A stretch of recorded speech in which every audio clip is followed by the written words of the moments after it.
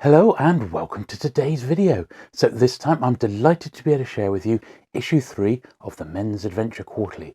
And as you can see, it looks like it's packed with good stuff. So sit back, relax, and let's get to it.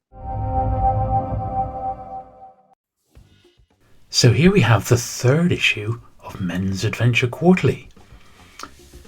Now it's got a really striking cover which has been remastered from the story art of Men magazine from August 1975 by Earl Norem. Now the overall theme of this issue is vigilante justice.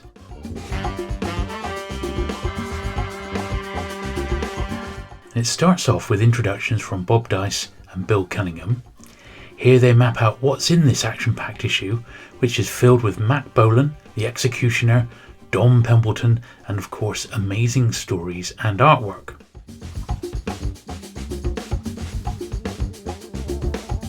First off is a terrific piece by writer and guest editor Chuck Dixon.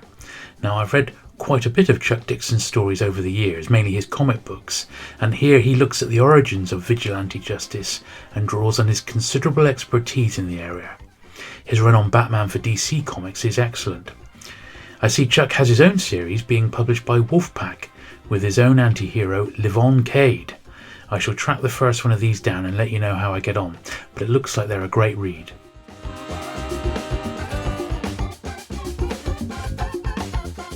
Next, after a brief intro, we get the full Blood Feud with the Mafia story by Don Honig.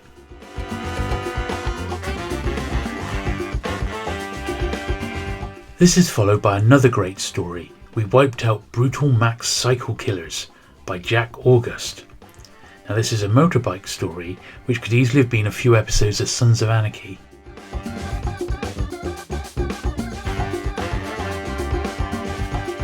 Next, by Jack Tyler, is The Amputee Vengeance Squad's Mafia Wipeout. Now the stars of this story have all lost their limbs in Vietnam and are like wearing prosthetic limbs. And one of the group gets killed by a mafia hitman and then they extract their revenge. This is great stuff.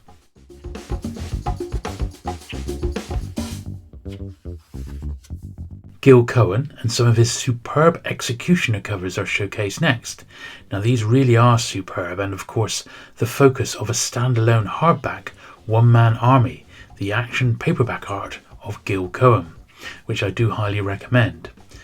There's also a list of original cover artwork from the Executioner series for sale. So if you've got a few $1,000s to spare, well, you could have one of them gracing your walls and, well, they'd be fantastic, wouldn't they?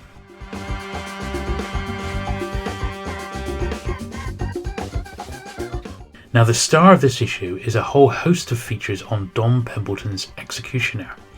The highlight of these are 2 never before reprinted book bonus stories for the first 2 Executioner novels.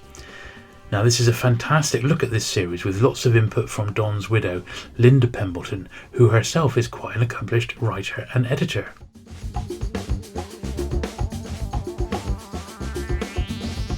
Next there's a look at the scarce Dom Pendleton's The Executioner Mystery Magazine.